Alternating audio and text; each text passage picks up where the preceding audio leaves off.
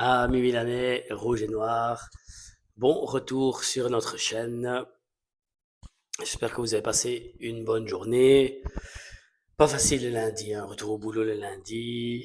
Donc voilà, nous voilà pour la petite vidéo avec la nouvelle que je vous ai lancée ce matin et je vous expliquerai un peu plus avant dans la vidéo.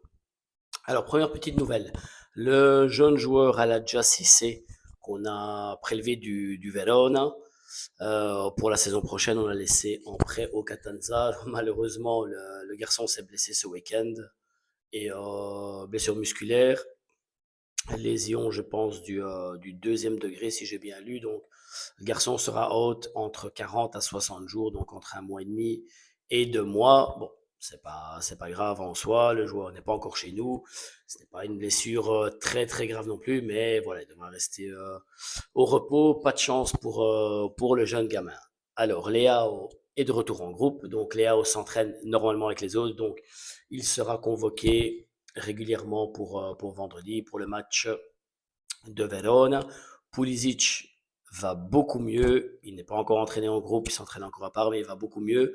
En principe, ça devrait aller pour être là aussi vendredi, peut-être pas de la première minute, peut-être à partir du banc, tandis qu'Alexis a fait aussi un contrôle, ça va beaucoup mieux au niveau de son adducteur, mais ce n'est pas encore guéri et à mon avis, il sera sûrement ménagé ce week-end pour être convocable pour le match très délicat contre le Como mi-semaine prochaine. Le match à récupérer de ce week-end étant donné l'ouverture des JO. Alors, ce week-end, comme je l'ai dit ce matin, pas très très favorable au niveau des résultats pour nous, à part la Juve, donc l'Inter qui a gagné. On a vu un petit peu comment par rapport au Sassuolo, même si le résultat est frappant, mais le premier but, au départ de l'action, il y a un hors-jeu flagrant qu'on n'a pas encore signalé, comme d'habitude. Le Naples a eu un penalty cadeau aussi à la 96e minute. Donc voilà, de ce côté-là aussi, très dommage, avec un Antonio Conte qui a mis une pression énorme à l'arbitre, à 1 mètre de l'arbitre. Et alors, je rappelle qu'on critiquait Allegri la fois où il avait mis la pression à l'arbitre pour avoir le penalty, je ne sais plus quel match. Et il y avait penalty en plus ce match-là.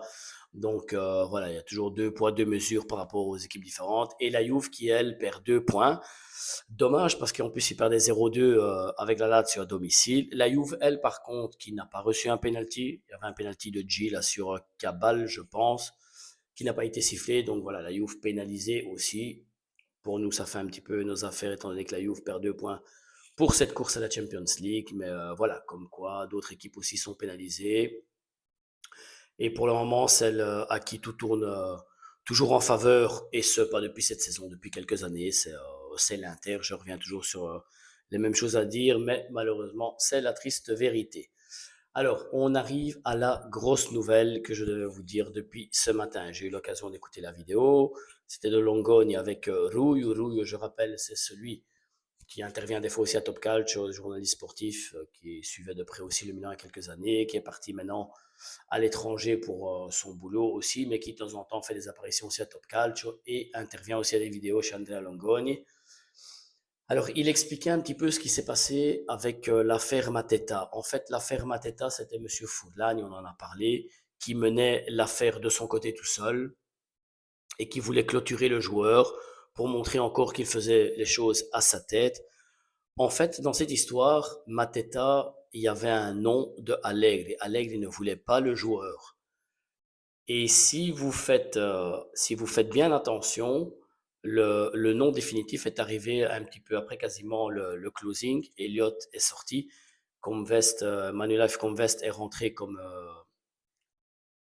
prêteur d'argent pour Cardinale. Et, euh, et il y a eu le veto à ce transfert. Alors de ce qui se dit, c'est quelqu'un de la société qui aurait dit non et qui aurait stoppé le transfert. Et cette personne-là, apparemment, se serait sûrement confrontée avec Allegri et Allegri aurait donné le non à ce transfert. Pourquoi? Parce que Allegri veut absolument Vlahovic en fin de saison ou Vlahovic ou Keane. Et donc, étant donné qu'il fallait dépenser 30-35 millions pour Mateta, on n'aurait sûrement pas fait cette dépense-là fin de saison pour un des deux joueurs que lui veut. Cette figure de ce qui se dit serait sûrement celle de Calvelli. Calvelli, je rappelle, c'était un très grand manager qui était dans l'ATP, tennis. C'était lui qui gérait un petit peu tous les circuits. C'est lui qui a fait entrer, je pense, le fond PIF dans le circuit de l'ATP. Alors, espérons qu'il puisse faire le même travail chez nous et faire venir PIF, racheter le club par PIF. Ça serait énorme. Ça ramènerait vraiment le Milan au faste des années mythiques. Donc voilà, de ce qui circule, apparemment, il y aurait une personne qui aurait donné ce veto à l'achat de Mateta. Et en principe, ça devrait être sûrement lui. Parce que si Foudlan y sort, ça sera sûrement la personne qui prendra sa place. Et ça montrerait apparemment que Foudlan, il n'aurait plus le pouvoir qu'il avait avant. Et ça serait peut-être de bon augure pour que Foudlan quitte le club en fin de saison.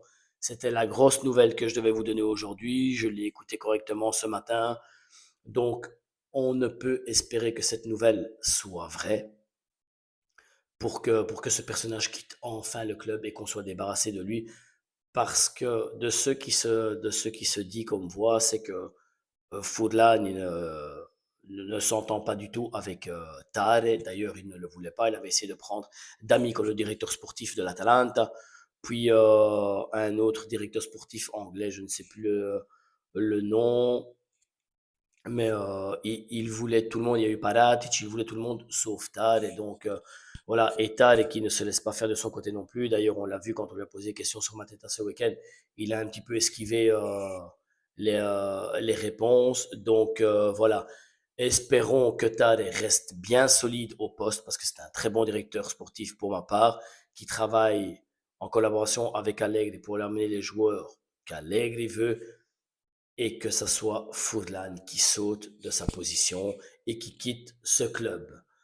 Voilà les nouvelles pour aujourd'hui, chers amis. Petit like à la vidéo, abonnez-vous, c'est totalement gratuit. Et n'oubliez pas, sempre ici plus haut, Forza Milan. Bonne soirée, chers amis, à demain.